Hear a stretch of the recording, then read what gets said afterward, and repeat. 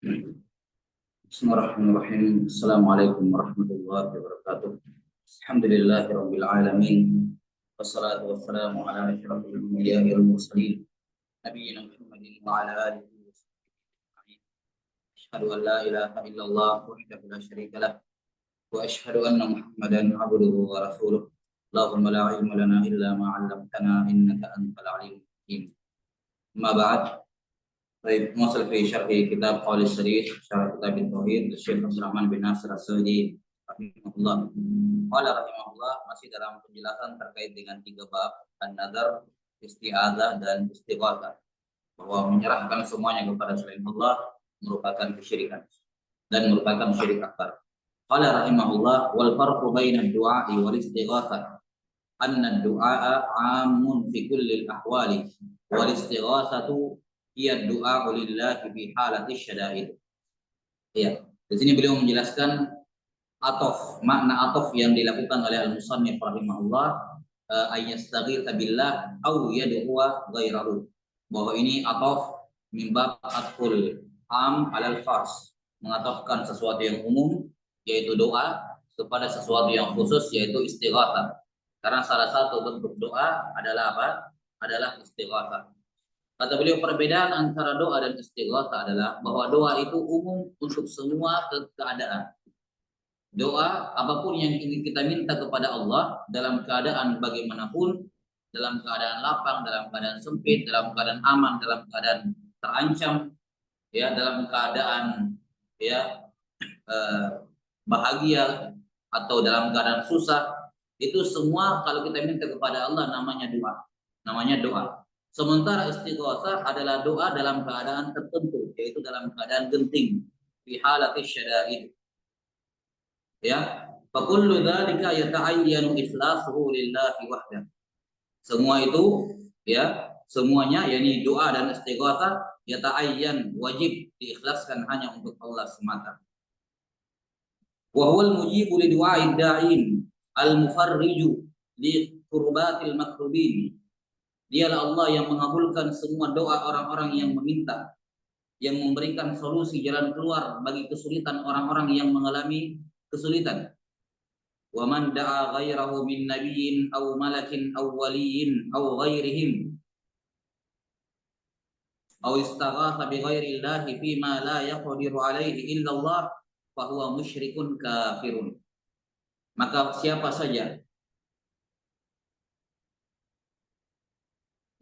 saja yang berdoa kepada selain Allah, apakah itu nabi atau malaikat atau wali atau selainnya, atau dia istighatsah kepada selain Allah pada hal-hal yang tidak ada yang mampu memenuhinya kecuali Allah Subhanahu wa taala, tidak ada yang mampu memberikannya kecuali Allah taala, tidak ada yang mampu melakukannya kecuali Allah, maka dia musyrik yang kafir. Jelas ya, karena ini syirik akbar. Wa kama annahu kharaja minad din faqad tajarrada aidan minal aqli. Sebagaimana pelaku doa kepada selain Allah, istighatsah kepada selain Allah, ini lepas dari agama, ya, melepaskan diri dari agama, keluar dari agama, maka dia juga telah melepaskan akal sehatnya. Kenapa akal sehatnya dia lepaskan? Bahwa kesyirikan ini tindakannya orang-orang yang tidak berakal sehat. Makanya dalam Al-Quran dikatakan, afala ta'qilun. Kenapa kalian tidak berakal? Fa anna tusharun. Dari mana kalian bisa kena sihir kayak orang-orang kerasukan yang akalnya hilang gitu. Karena kesyirikan memang tidak bisa diterima oleh akal sehat. Kata beliau, fa inna ahadan minal khalqi laisa indahu minan naf'i wad daf'i misqala dzarratin la an nafsihi wala an ghairi.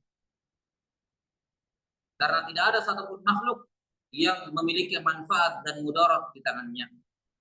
Tidak ada satupun makhluk yang bisa mendatangkan manfaat atau mudarat, ya, sekecil semut pun, tidak itu terhadap dirinya, tidak itu terhadap orang lain. Bal kullul fuqara'u ila Allah fi kulli syu'unihim. Justru sebaliknya, semua makhluk butuh kepada Allah pada semua urusan keadaan mereka. Nah, Allah taala alam bisawab. Maksudnya hal ini bisa diketahui secara akal sehat saja. Ada nggak manusia yang bisa yang bisa mendatangkan manfaat dan mudarat pada dirinya sendiri? Ya. Jelas ya? Yang mendatangkan manfaat dan mudarat pada dirinya sendiri. Ini tidak ada. Mereka hanya bisa melakukan sebab, tapi yang mendatangkan hakikatnya adalah Allah Subhanahu wa taala. Karena itulah para malaikat akan datang nanti di bab hatta idza fuzzi'a an qulubihim, bagaimana lemahnya para malaikat di hadapan Allah taala, di hadapan firman Allah taala, ya. Nanti akan datang juga bab tentang innaka la tahdi man ahbab, terhadap Nabi sallallahu alaihi wasallam, lemahnya Nabi Muhammad sallallahu alaihi wasallam untuk memberikan bantuan kepada orang yang paling dicintai, Abu Thalib. Tidak bisa masuk surga karena mati dalam kesyirikan. Hanya karena beliau seorang nabi yang paling mulia, tetap tidak ada gunanya. Tidak bisa menolong orang yang musyrik, menunjukkan kelemahan beliau. Akan datang juga nanti dalam bab tentang jin-jin itu, tentang apa? Qaulillahi ta'ala innahum ulaika yad'una yabtaguna ila rabbihimul wasila ayyuhum aqrab. Menjelaskan bagaimana lemahnya jin-jin tersebut, bahwa mereka semua mendekatkan diri kepada Allah Subhanahu wa taala. Ya, dan juga para wali. Nah, di hadapan Allah Subhanahu wa taala tidak ada yang bisa memberikan manfaat dan mudarat apapun kepada dirinya sendiri, apalagi kepada orang lain. Nah, jin-jin mengatakan apa? Kata Nabi sallallahu alaihi wasallam, "Qul inni la amliku lakum," ucapan jin dalam surah Jin ya, "La amliku lakum darran wala rasyada." Aku tidak bisa memberikan kepada kamu kepada kalian manfaat, dan tidak juga mudarat, dan tidak juga manfaat. Nah, maka ini semua pengakuan dari makhluk-makhluk yang mulia dari Allah, makhluk-makhluk yang mulia dari kalangan malaikat, dari kalangan nabi, wali, orang soleh, jin-jin yang soleh, bahwa tidak ada seorang pun di antara mereka yang mampu mendatangkan manfaat dan mudarat. Nah, ini ucapannya Nabi Muhammad SAW ya. Ya. Dan yang tersebut dalam surah Al-Jin. Nah, la amliku lakum dharra wa la rasyada. Baik. Kemudian akan datang nanti abwab terkait dengan lemahnya satu persatu makhluk ini, malakun muqarrabun ataupun nabiyyun mursal, terkait dengan manfaat dan mudarat pada dirinya sendiri. Baik. Dengan demikian selesai pembahasan terkait dengan bab istighatsah bi ghairillah. Tsumma qala rahimahullahu taala pada bab berikutnya,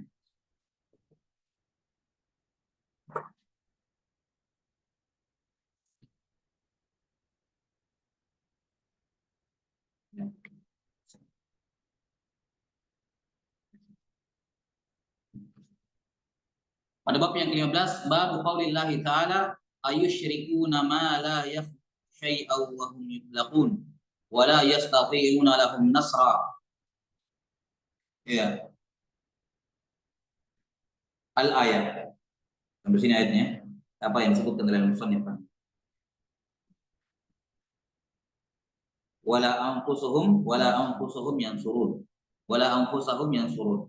Nah, bab firman Allah Subhanahu wa taala ayusyrikuna ma la yafshay'aw wa hum yuflaqun. Bab firman Allah taala, apakah mereka melakukan kesyirikan, menyekutukan Allah dengan sesuatu yang tidak bisa menciptakan apa-apa, justru mereka yang dicipta. Wala yastati'una lahum nasra wala anfusahum yansurun.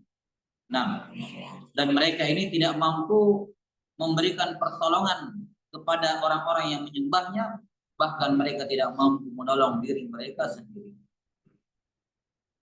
Baik. Ini bab dibuat oleh al-musannif rahimahullahu taala untuk memutuskan semua bentuk ketergantungan kepada makhluk. Pada ayat ini, di bab ini, beliau rahimahullah ingin menjelaskan salah satu burhan tauhid yang terbesar, salah satu argumen tauhid yang terbesar, yaitu maha mampunya pencipta dan maha lemahnya dan sangat lemahnya makhluk. Qudratul khaliq wa ajzul makhluk. Di bab ini beliau rahimahullah akan menjelaskan salah satu dalil terbesar, argumen terbesar dalam tauhid, yaitu bahwa yang mampu satu-satunya hanyalah Allah, selain Allah semuanya lemah. Yang memiliki satu-satunya adalah Allah, selain Allah tidak ada yang memiliki. Ya, yang kuat satu-satunya hanya Allah, selain Allah semuanya lemah. Ini dalil yang paling, salah satu dalil yang paling kuat yang menunjukkan wajibnya bertauhid. Karena kalau hanya Allah yang mampu, yang lainnya tidak mampu, kenapa minta kepada selainnya? Ya, kalau hanya Allah yang kuat, yang lainnya lemah, kenapa minta perlindungan kepadanya? Kalau hanya Allah yang kaya, yang lainnya miskin, fakir, kenapa minta berdoa kepada selainnya? Ya, dan seterusnya. Jelas ya? Ini tujuan dari bab ini untuk menjelaskan salah satu argumen tauhid yang terbesar, yaitu menunjukkan maha esanya Allah Ta'ala dalam segala sesuatu, dan maha butuhnya dan maha lemahnya, sangat lemahnya makhluk pada segala, dari segala sisi, dari segala sisi. Nah, adapun korelasi bab ini dengan bab sebelumnya, hubungannya saya kira jelas, karena sebelumnya ada isti'adzah, kemudian apa? Istighosa. Apa itu? Isti'adzah, istighosa, doa, itu semua permintaan. Iya, dan sudah dilarang minta kepada selain Allah. Apa dalilnya? Dalilnya adalah bab ini. Karena tidak ada yang punya apa-apa selain Allah, tidak ada yang kuat selain Allah, tidak ada yang bisa menolong kecuali Allah, tidak ada yang memiliki apapun kecuali Allah, ya. Tidak ada yang bisa apapun selain Allah Ta'ala. Nah, karena itulah semua bentuk permintaan tidak boleh kepada selain Allah. Ingat permintaan apa? Permintaan ibadah. Wa idza sa'alta fas'alillah. Kalau kamu mau minta sesuatu, minta kepada Allah. Kata sebagian ulama salaf, sampai sendal merusak, minta kepada Allah untuk diperbaiki. Maksudnya kau berdoa kepada Allah, ya Allah perbaikilah sendalku. Sampai seperti itu. Ya, ini bukan dari sisi permintaannya ya, masalah sendal bukan. Tapi kita sudah sebutkan doa ibadah, isti'adzah ibadah, istighotsah ibadah, yaitu kalau dia minta sesuatu yang apa namanya, dia yakin hanya Allah Subhanahu wa taala yang bisa apa? Hanya Allah taala yang bisa mengabulkannya. Hanya Allah taala yang bisa apa? Yang bisa mengabulkannya. Hal ini hanya bisa dilakukan oleh Allah Subhanahu wa taala. Nah, ya ini masalah seorang berdoa untuk perkara-perkara dunianya, ya dibolehkan, tidak ada masalah.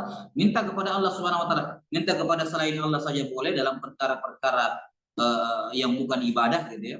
Jadi perkara-perkara yang masih bisa dilakukan oleh makhluk, maka mintanya kepada Allah lebih hebat lagi, lebih besar lagi. Jelas ya? Lebih besar lagi. Baik.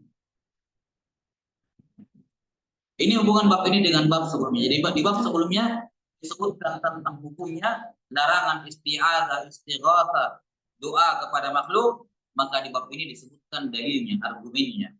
Kenapa tidak boleh? Baik. Di sini untuk menjelaskan bab ini, Al-Musannif rahimahullah membawakan 5 dalil. Membawakan 5 dalil. Nah, 1 dalil dari Al-Quran, 2 dalil dari Al-Quran, dan 3 dalil dari hadis. Ini 2 ayat dan hadis-hadis yang agung ini. Karena inilah dalil-dalil yang ini harus tidak dihafal ayat dan hadis ini, karena inilah dalil pemutus semua orang-orang yang minta kepada selain Allah. Ya, berdoa kepada selain Allah. Termasuk minta-minta, datang ke rumah-rumahnya orang minta-minta. Nah, jelas ya. Ini juga, ini perbuatan yang tercela.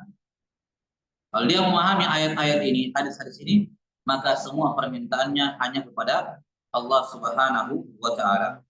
Baik. Kita lihat ayat yang pertama, dalil yang pertama disebutkan dan dia jadikan sebagai judul bab. Nah, sebelumnya apa? Di sini Syekh Muhammad bin Abdul Wahab rahimahullah tidak memberikan judul babnya apa. Bab langsung qaulillahi ta'ala. Bab bisa dibaca babu qaulillah, bisa dikatakan babun qaulullahi ta'ala. Babun di maktu anil idhofah. Takdirnya hadza babun, baru qaulullahi ta'ala. firman Allah Ta'ala. Nah, di sini beliau rahimahullah tidak memberikan apa judul babnya, langsung dalilnya. Ya. Apa maksud dari al-musannif rahimahullah? Ini tempat yang pertama ya. Ya, ini tempat yang pertama kan beliau tidak kasih judul bab. Ya kan sebelumnya kan ada terus bab ini, bab ini, bab ini. Ini tempat yang pertama dalam kitab tauhid beliau tidak sebutkan judul babnya, langsung dalilnya. Babun qaulullah ta'ala. Apa alasannya? Para ulama rahimahullah memberikan pembahasan. Mereka mengatakan ya ini seperti amalannya Imam Al-Bukhari rahimahullah. Dalam Sahih Al-Bukhari, Imam Al-Bukhari rahimahullah juga biasa memberikan judul bab cuman babun, langsung hadis. Langsung apa? Hadis. Biasanya bab ini, bab ini, bab ini. Beliau kasih judul bab Imam Bukhari. Tapi di beberapa tempat dalam sahihnya, dan ini tersebar dalam Sahih Bukhari, beliau hanya katakan babun, langsung hadis. Belajar babun langsung hadis. Apa hikmahnya? Al-Hafidz Ibnu Hajar dalam Fathul Bari menjelaskan bahwa beliau rahimahullah hanya menyebutkan babun tanpa menyebutkan judul, isyarat bahwa bab ini masih berhubungan dengan bab sebelumnya. Paham ya? Jadi kalau dalam Sahih Bukhari disebutkan babun, bab tentang apa ini babnya? Nah, lihat bab sebelumnya, berhubungan. Masih merupakan turunan ataupun farak, ya, cabang dari pembahasan dari bab apa? Dari bab sebelumnya. Nah, sampai sini ya, dari bab sebelumnya. Baik.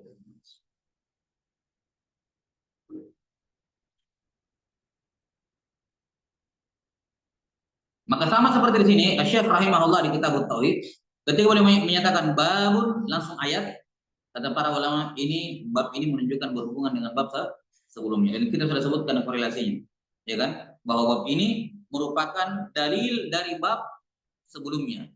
Bab istighatsah, bab isti'adzah, larangan istighatsah, larangan berdoa kepada Allah. Disebutkan di situ hukumnya.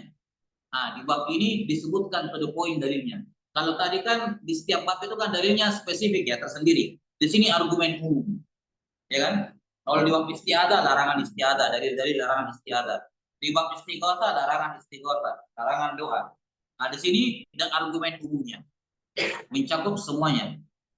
Yaitu karena hanya Allah yang kuat, hanya Allah yang punya kudrah, hanya Allah yang punya kekayaan, hanya Allah yang memiliki, hanya Allah yang ini, hanya Allah yang itu, maka semua itu yang tadi tidak boleh dan selainnya, selain dari apa yang tersebut, semuanya harus diminta hanya kepada Allah.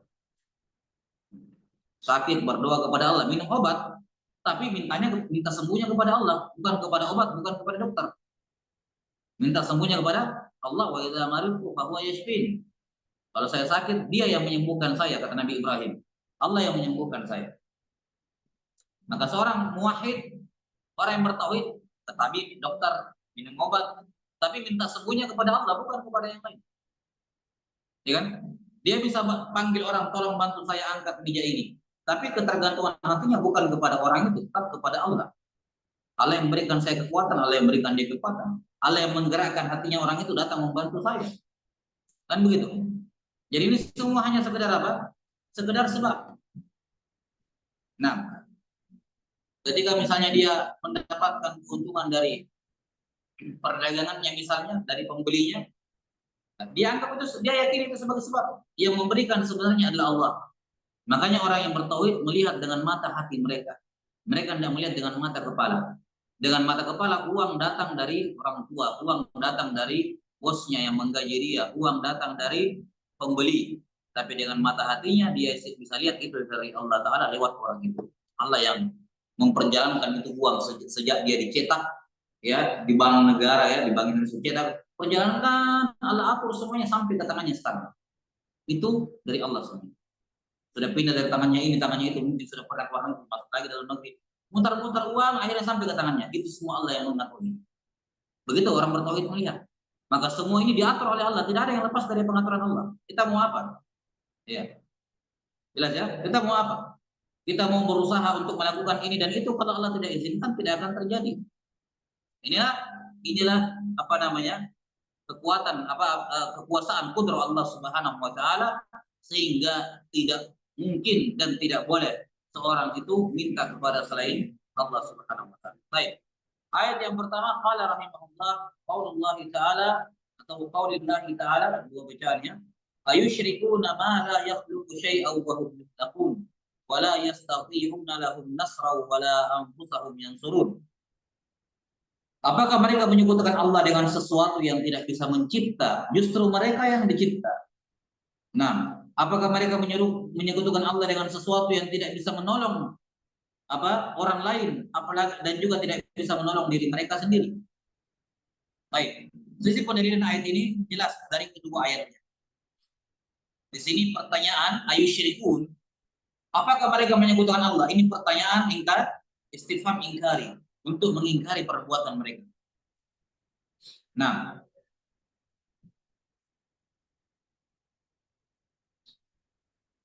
yakni seakan-akan ini mentaubih mereka, menghinakan mereka. Apakah mereka melakukan kesyirikan dengan orang-orang kayak gini nih? Ini dihinakan perbuatan mereka, diejek, direndahkan perbuatan mereka. Ya. Apakah mereka melakukan kesyirikan kepada Allah dengan sesuatu yang tidak bisa mencipta, justru mereka yang dicipta? Nah, ini sisi pendalilan yang pertama. Karena selain Allah dicipta dan hanya Allah pencipta satu-satunya, kalau begitu kenapa kalian minta kepada yang bukan pencipta? Logikanya kan begitu. Kalau hanya Allah yang pencipta satu-satunya, maka apapun yang kamu maui, mintanya kepada Allah. Dan ini bukan kita tidak hanya berbicara masalah akhirat, minta surga, minta pahala, minta diterima amalan, minta husnul khatimah, bukan cuma itu. Sampai perkara-perkara dunia, minta rezeki, minta kesehatan, minta kekuatan, ya, dan seterusnya. Minta semua hanya kepada Allah. Kenapa? Allah yang menciptakan semuanya. Kenapa minta kepada yang lain? Allah yang ciptakan, Allah yang adakan itu.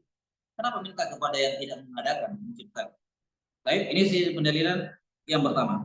Pendalilan yang kedua pada ayat lanjutannya. Wala yastafi'una lahum nasra. Mereka tidak bisa menolong orang lain dan juga tidak bisa menolong diri mereka sendiri. Nah,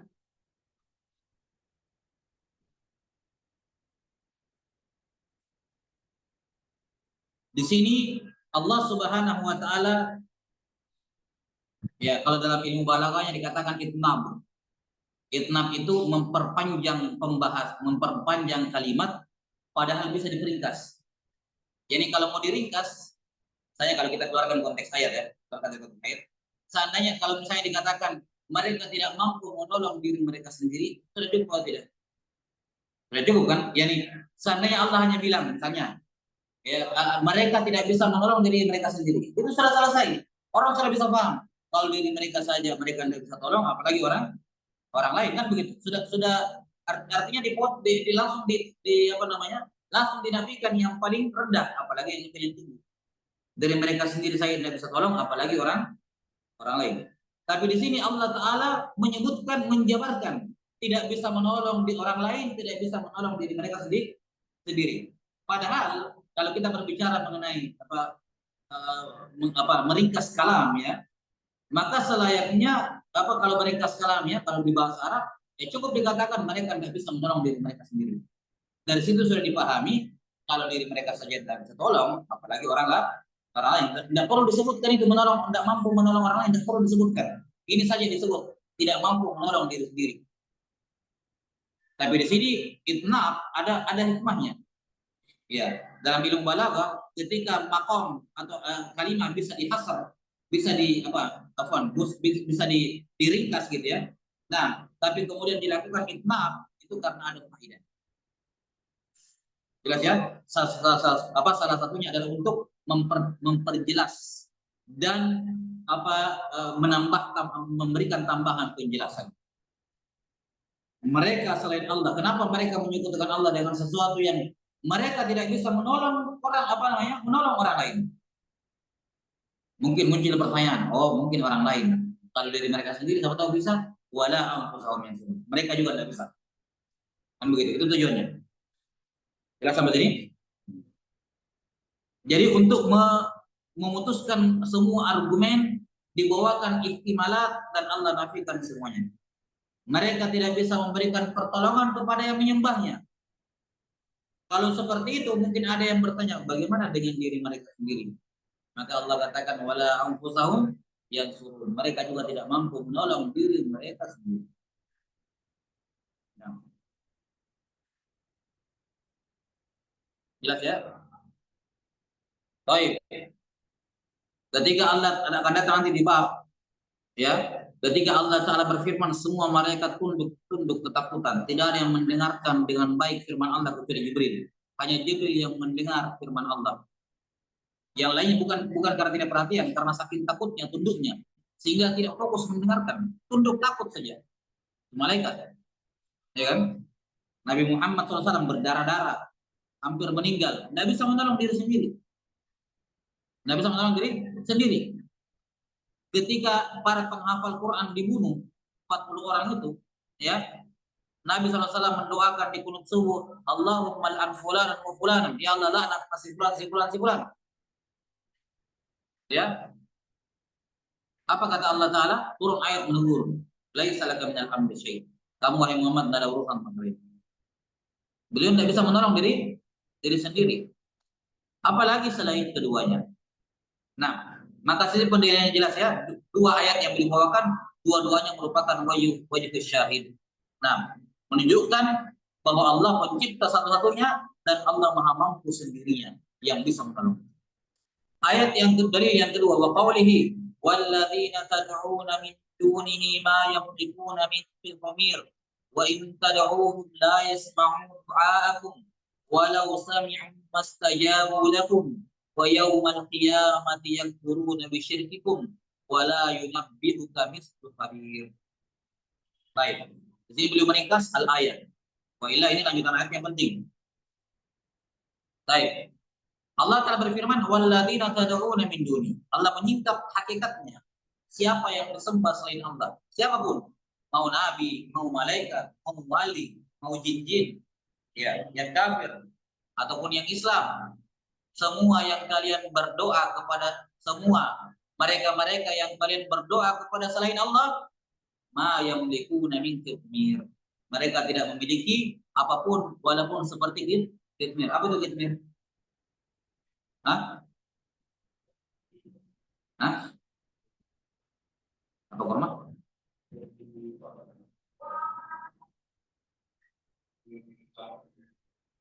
Iya, saya lupa ya. Yang jelas ya bagian kurma. Ya. Di bijinya tuh yang di kulitnya di luar. Kulitnya. Di bijinya sayur tapas. Ya artinya kurma bijinya di situ ada selaputnya itu yang ditarik keluar, itu kan? Menurut saya. Ya. Itu kitmir. Sekecil itu tidak ada yang punya selain Allah. Ma yamlikuna min kitmir. Semua selain Allah dia punya rumah, dia punya harta luar biasa, tapi hakikatnya mereka tidak memilikinya. Ya kan? Orang yang punya rumah, orang yang punya uang, itu tidak punya apa-apa. Karena kalau dia meninggal, pindah tangan ke ahli waris. Berarti apa? Itu bukan punya dia, itu cuma hak guna pakai. Dia pakai tok sampai dia hidup, sampai dia mati, pindah. Allah pindahkan pemakaiannya kepada ahli warisnya. Maka mereka tidak punya apa-apa. Walaupun seperti Getmir, memiliki. Ya, semua adalah pemberian dari Allah Ta'ala. Gratis Allah yang kasih. Oksigen yang tiap hari kita bernafas, ya, kemampuan untuk tidur. Bayangkan kalau orang insomnia itu tidak bisa tidur, menyiksa. Orang tidak tidur berapa hari bisa gila. Kemampuan Allah kasih tenang pikiran kita sehingga bisa tidur, itu nikmat luar biasa. Ya, nikmat luar biasa dari Allah Subhanahu wa Ta'ala. Maka sekecil kitmir saja, bahkan Fir'aun, Qarun, ya, tidak memiliki sebesar itu. Mereka bukan pemilik semuanya. Semua yang kalian sembah selain Allah tidak memiliki apapun dari dunia ini, walaupun seperti kitmir. Terus kenapa minta kepada mereka? Kenapa minta kekayaan, minta penglaris, minta anak, minta kaya, minta ini kepada selain Allah? Orang mereka kitmir saja mereka nggak punya. Wa faqidu syai' la yu'tihi. Orang yang tidak punya apa-apa tidak bisa memberi. Kenapa kalian minta kepada yang tidak punya apa-apa? Ma yamlikuna min kitmir. In tad'uuhum la yasma'u du'aakum. Ini alasan yang pertama. Kenapa tidak boleh apa? Lihat di sini Allah betul-betul putuskan argumen, dalil, alasannya orang yang minta-minta kepada selain Allah. Yang pertama Allah katakan mereka tidak punya apa-apa, walaupun seperti ketmit. Baik. Yang tidak punya apa-apa tidak boleh dimintai. Satu. Yang kedua, in tad'uuhum la yasma'u du'aakum. Sudah mereka tidak punya, kalau kalian berdoa kepada mereka, mereka juga nggak dengar. Bagaimana caranya nyambung? Nggak akan nyambung, mereka nggak dengar. Mereka punya sesuatu saja, tapi mereka nggak dengar bagaimana caranya memberi kalian. Ini sudah mereka tidak punya apa-apa, tidak mendengar juga doa kalian. Yang ketiga, walau sami'u mastajabu lakum. Kalaupun mereka dengar, mereka tidak bisa mengabulkan. Walaupun mereka punya harta, walaupun mereka bisa mendengar ucapan kalian. Nah ini yang dia punya, dia mau masuk kasih ke kalian, tidak akan sampai. Gimana caranya? Yang sudah meninggal ini jin-jin apa semua dia mau kasih ke kalian. Bagaimana caranya? Nggak bisa. Walau sami'u mastajabu lakum. Hanya Allah yang mengabulkan semua itu. Lihat, apalagi alasan diminta kepada Allah. Saya minta kepada Allah agar minta kekayaan, minta kesehatan, minta ini, minta itu, penglaris ini dan seterusnya. Kita bilang mereka tidak punya apa-apa. Mereka tidak punya apa-apa. Kalaupun mereka punya apa-apa, mereka nggak dengar. Ucapan kalian mereka tidak bisa dengar. Kalaupun mereka dengar, mereka tidak bisa kabulkan. Terus apa alasannya minta? Ya kan? Ini bukan hanya dalil syar'i tapi juga dalil akli, dalil logika, akal sehat. Yang tidak punya apa-apa tidak boleh dimintai. Yang tidak bisa mendengar apa-apa tidak bisa dimintai. Ya kan? Yang tidak bisa menyampaikan apa-apa kepada kita tidak bisa dimintai. Jadi dari sudut pandang manapun berdoa kepada selain Allah merupakan kebatilan murni. Ya, murni merupakan kebatilan, melanggar syariat dan melanggar akal sehat. Melanggar akal sehat. Tapi saya pernah minta ini kepada ini tapi terus dikabulkan, betul-betul saya dapat. Nah, itu namanya apa? Istidraj. Allah yang kasih itu bukan dia. Ya kan? Walau sami, Allah sudah bilang walau sami'u mastajabu lakum. Ada orang Nasrani minta kepada Tuhannya, Tuhan Bapak yang Tuhan Yesus yang minta begini dan begitu, tiba-tiba terkabul. Siapa yang kabulkan? Hah? Allah, bukan Tuhannya. Allah yang kabulkan, tetap Allah yang kabulkan. Karena mereka tidak bisa mengabulkan. Yang Hindu Buddha minta yang Hindu berdoa sama dewa-dewanya, Buddha berdoa sama apa sembahannya. Minta ini minta itu tiba-tiba terwujud. Siapa yang mengabulkan? Allah. Mastajabu lakum, ya Allah yang tidak bisa mengabulkan. Allah mengabulkan sebagai bentuk istidraj, membuat kalian semakin lalai dalam kesyirikan sebagaimana Allah yang mengabulkan doanya iblis. Iblis berdoa, Rabbi anzirni ila yaumi yub'atsun. Ya Allah kasih saya tempo sampai hari kiamat. Jangan masukkan dulu saya ke neraka. Nanti hari kiamat, enggak apa-apa saya masuk neraka, tapi kasih waktu sampai hari kiamat. Maka Allah kabulkan. Innaka minal mundzirin. Kamu diberikan tempo. Baik. Jadi siapapun yang berdoa kepada selain Allah, tidak ada satupun selain Allah yang bisa mengabulkan. Kalau ternyata terkabul, itu bukan mereka yang mengabulkan, Allah Ta'ala yang mengabulkan. Allah yang mengabulkan doanya orang Muslim, Allah mengabulkan doanya orang musyrik. Allah mengabulkan doanya orang Islam, orang selain Islam juga Allah yang kabulkan semuanya. Selain Allah tidak ada yang bisa mengabulkan. Walau sami'u mastajabu lahu. Baik. Ini ayat dalil yang kedua. Dalil yang ketiga, fi sahih an Anas radhiyallahu anhu annahu qala syujjan Nabi sallallahu alaihi wasallam yaum Uhud wa kusirat rubaiyatuhu faqala kaifa yuflihu qaumun syajju nabiyahum wa nazalat laisa laka minal amri syai'. Ya. Dalam as-sahih yang dimaksud dengan as-sahih di sini apa? Adalah al-muttafaq alaih, sahih Bukhari dan Muslim. Sahih Bukhari dan Muslim.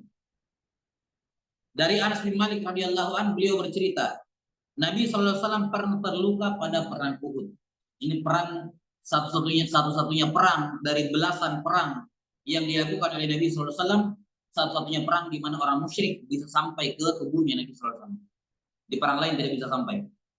Ya, ini perang yang paling menyusahkan. Jadi kaum muslimin betul-betul kepayahan di sini.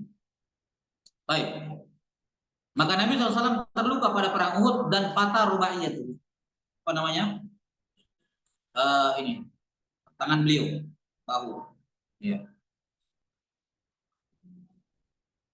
Maka beliau berkata, lihat, ketika terluka beliau berkata, kaifa yuflihu qaumun syajju nabiyahum. Bagaimana bisa suatu kaum bisa beruntung kalau mereka melukai nabi mereka? Lihat. Ini pernyataan beliau sebagai manusia biasa ya. Sebagai manusia biasa. Ini bukan ucapan dari wahyu. Ini beliau sebagai manusia biasa sudah berjuang berdiri terus perang-perang terluka. Ucapkan ucapan yang manusiawi. Kok bisa kau melukai nabi mereka? Bagaimana mereka bisa beruntung? Ini terdapat di dalamnya kalimat doa. Bagaimana bisa beruntung? Yani mereka tidak akan beruntung karena melukai nabi mereka. Lihat, Nabi SAW berharap kepada Allah agar mereka tidak beruntung. Nabi SAW berdoa kepada Allah agar mereka tidak beruntung. Untuk apa? Untuk membela diri beliau karena sudah dilukai, berdarah dan seterusnya. Ini bukan mau nolong sahabat, untuk nolong diri beliau sendiri, ya kan? Nabi SAW ingin membantu dirinya sendiri, menolong dirinya sendiri, melepaskan diri sendiri dari bahaya, sehingga beliau meminta kepada Allah agar mereka tidak beruntung. Maka apa yang terjadi? Justru turun ayat fanazalat laisa laka minal amri syai'. Wa kamu hai Muhammad tidak punya urusan masalah orang beruntung tidak beruntung. Orang surga atau neraka kamu tidak punya urusan. Kamu dakwah saja. Adapun pastikan atau minta mereka neraka dan seterusnya kamu tidak punya hak di situ. Jangan minta-minta begitu. Gitu ya. Nah, lihat sisi pendalilannya adalah bahwa seorang nabi yang paling mulia, pimpinan semua nabi dan rasul, makhluk yang paling mulia secara mutlak, makhluk yang paling mulia secara mutlak tidak bisa minta kepada Allah bahkan untuk kepentingan diri pribadi. Lantas kenapa ada orang berdoa kepada Nabi Muhammad SAW minta ini minta itu? Lihat ya, ya. Nah, ini sisi pendiriannya jelas. Laisa laka minal amri syai'. Turun ayat ini untuk menegur Nabi Muhammad SAW ketika minta mendoakan keburukan kepada kaumnya, padahal itu hal yang manusiawi. Beliau luka, ya kan? Beliau mau melindungi diri, hal yang manusiawi untuk menolong diri beliau sendiri. Tapi ternyata Allah tolak.